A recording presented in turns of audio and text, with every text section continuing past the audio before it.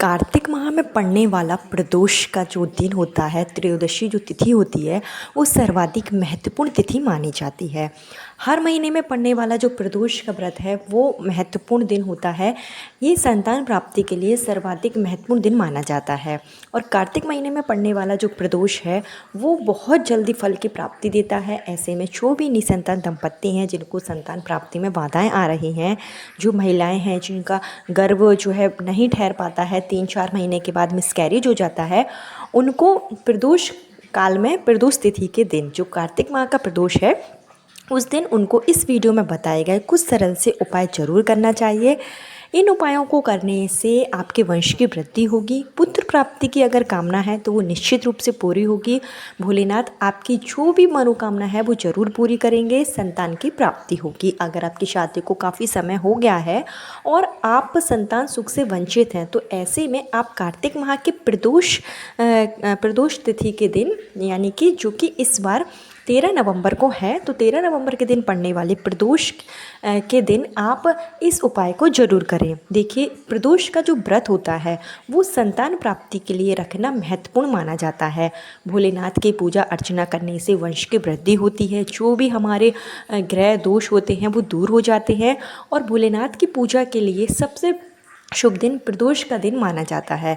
प्रदोष के दिन, प्रदोष काल में भोलेनाथ की अगर हम सच्चे मन से पूजा अर्चना करते हैं, शिव भगवान को उनकी प्रिय चीज़ें अर्पित करते हैं, व्रत रखते हैं, तो हमारी मनोकामना निश्चित रूप से पूरी हो जाती है। वंश की वृद्धि होती है। संतान प्राप्ति में किसी भी तरीके की अगर बाधाएं आ रही होती हैं तो वो निश्चित रूप से दूर हो जाती है।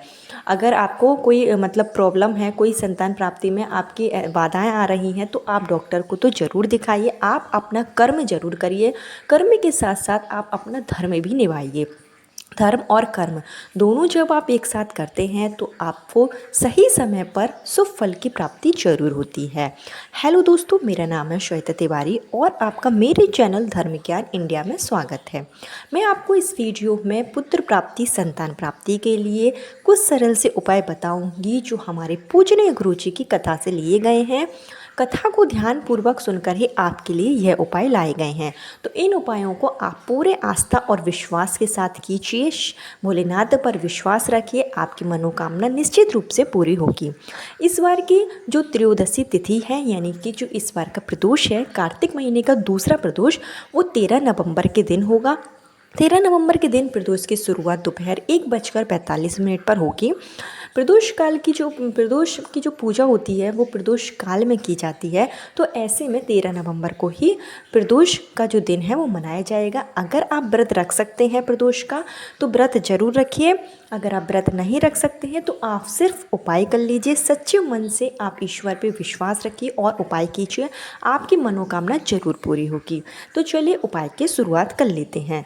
लेकिन उससे पहले हमेशा की तरह आपसे मेरा निवेदन है कि अगर आप मेरे चैनल पर पहली बार आए हैं तो चैनल को सब्सक्राइब जरूर करें। साथ ही साथ कमेंट बॉक्स में ओम नमः शिवाय जरूर लिखें। चलिए, तो आपको क्या करना है कि प्रदोष के दिन सुबह आप जल्दी उठेंगे, स्नान आदि करके साफ सुथरे वस्त्र धारण कर लीजिए। जो आपको उपाय करना है वो आपको प्रदोष काल में करना है, यानी कि प्रदोष काल जो सूर्यास्त से पहले 45 मिनट और सूर्यास्त के जो बाद का 45 मिनट का समय होता है वो होता है। तो उतना आपको जो शाम के समय का जो समय रहेगा प्रदोष काल में, उस समय आपको जो है वो उपाय करना है।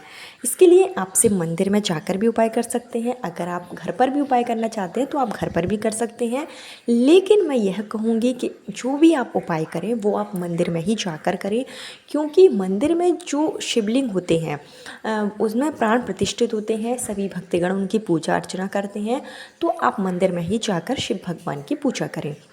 इसके लिए जो सबसे पहला उपाय रहेगा कि अगर आपका गर्भ नहीं ठहरता है, गर्भ आपका रुकता है और 3-4 महीने के बाद मिसकैरेज हो जाता है, संतान प्राप्ति में कई बाधाएं आ रही हैं, आप शारीरिक दृष्टि से भी परेशान हैं, तो उसके लिए आपको क्या करना है कि आपको लेना है थोड़ा सा गाय का दूध। जो आप गाय का दूध लेंगे वो देसी गाय का दूध होना चाहिए। इस बात का ध्यान रखें। पूरी कोशिश करें कि आपको जो दूध है वो देसी गाय का ही मिले। जो जर्सी गाय आती है उसका दूध आपको नहीं लेना है, ना ही आपको भैंस का दूध लेना है। इनकेस कोशिश करने के बाद भी अगर आपको गाय का दूध नहीं मिलता है तो फिर आपके पास जो दूध है वो आप सच्चे मन से विश्वास के साथ ले सकते हैं, लेकिन प्राथमिकता यही रखनी है कि आपको देसी गाय का ही दूध लेना है और साथ में आपको लेना है अपने घर का 1 लोटा जल। और सिर्फ ये दोनों चीज़ें लेकर आप पहुंच जाइए सीधे शिव मंदिर में। और आप अगर इसके साथ में जो भी पूजन सामग्री लेकर जाना चाहते हैं तो वो आपकी मर्ज़ी है, आप लेकर जा सकते हैं, लेकिन उपाय के लिए सिर्फ आपको गाय का दूध चाहिए और 1 लोटा जल चाहिए।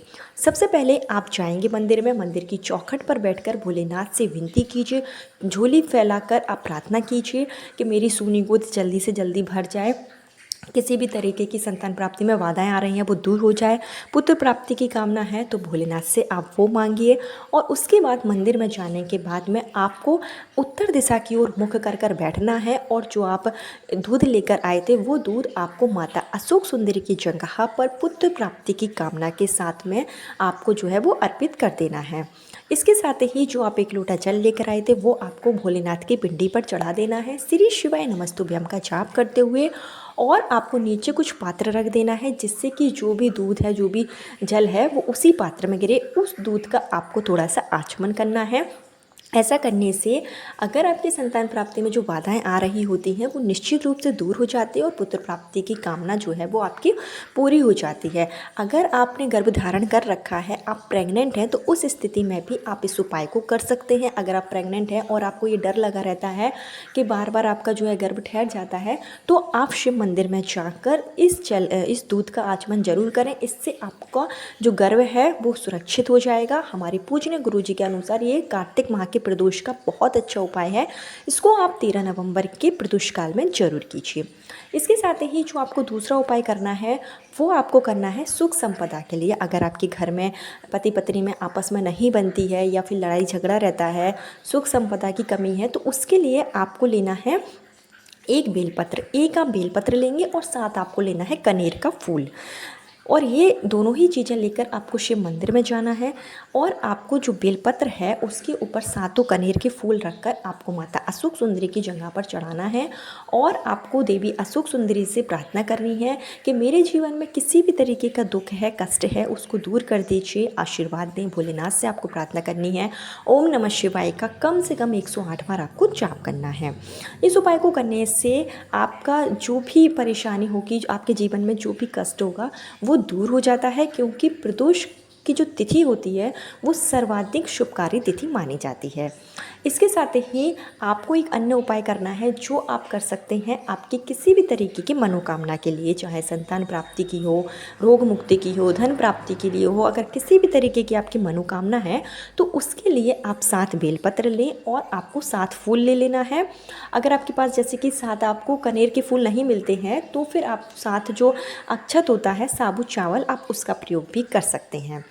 और आपको 5 प्रदोष में, यानी कि 5 प्रदोष का इसमें विधान है कि आपको 5 प्रदोष के दिन जाना होगा। सबसे पहला प्रदोष आप कार्तिक प्रदोष का ही चुनिए। तो 13 नवंबर के दिन आप जाएंगे शाम के समय, 7 बेलपत्र लेकर जाइए, 7 आप फूल लेकर जाइए और एक बेलपत्र पर 1 फूल रखकर आप माता अशोक सुंदरी की चढ़ाइए और जो भी आपकी मनोकामना है वो आप बोलिए। उसके बाद पुनः आप 1 बेलपत्र पर 1 फूल रखकर फिर से आप माता अशोक सुंदरी को चढ़ाएंगे और आप शिव भगवान से प्रार्थना करेंगे जो भी आपकी संतान प्राप्ति या फिर धन प्राप्ति या किसी भी तरीके की आपकी जो मनोकामना है वो आप भोलेनाथ से बोलेंगे। ऐसा करने से भी आपकी जो मनोकामना है वो निश्चित रूप से पूरी होगी। ये बेलपत्र चढ़ाने के बाद उसमें से आपको 1 बेलपत्र उठानी है और अपने घर लेकर आना है और इस बेलपत्र को आपको संभाल कर रखना है। जब आपके 5 प्रदोष पूरे हो जाएं और आपकी मनोकामना पूरी हो जाए, उसके बाद इस बेलपत्र को आप पुनः लेकर जाएं और भोलेनाथ को चढ़ा दें। ऐसा करने से आपके जीवन के सभी कष्ट दूर होंगे और जो भी आपकी मनोकामना है वो निश्चित रूप से पूरी होगी। इसके साथ ही संतान प्राप्ति के लिए आपको प्रदोष के दिन, प्रदोष काल में जाना चाहिए शिव मंदिर में और आपको 1 मुट्ठी जौ लेना है। देखिए, जल तो आपको लेना ही है, 1 लोटा आप जल ले लीजिए और 1 मुट्ठी जौ लीजिए, साथ ही साथ 1 देसी घी का दीपक लीजिए। सबसे पहले मंदिर में जाकर 1 लोटा जल शिव भगवान को अर्पित करें, श्री शिवाय नमस्तुभ्यम का जाप करते हुए। उसके बाद में संतान प्राप्ति की कामना करते हुए जो आपने जौ लिया है, अगर आपके पास जौ नहीं है तो आप 1 मुट्ठी गेहूँ भी ले सकते हैं और ये आपको भोलेनाथ पर अर्पित कर देना है। और उसके साथ ही बगल में एक देसी घी का दीपक जलाएंगे और वहीं बैठकर आप या तो ओम नमः शिवाय या नमः शिवाय का जाप करिए। संतान प्राप्ति की, पुत्र प्राप्ति की भोलेनाथ से आप प्रार्थना करेंगे। माँ पार्वती से आपको प्रार्थना करनी है। ऐसा करने से निश्चित रूप से आपकी जो भी परेशानी होती है वो दूर हो जाती है और पुत्र प्राप्ति के प्रबल योग आपके उसी दिन से बनने शुरू हो जाते हैं। इस उपाय को करने के बाद आप प्रदोष व्रत का संकल्प लें और आपका जो अगला प्रदोष आएगा उस दिन से आप प्रदोष का व्रत भी रख सकते हैं। अगर आप रख सकते हैं तो, और नहीं रखना चाहते हैं तो आप हर प्रदोष के दिन जाकर जो है 1 मुट्ठी गेहूँ आप शिवलिंग पर जरूर अर्पित करें पुत्र प्राप्ति की कामना के साथ में।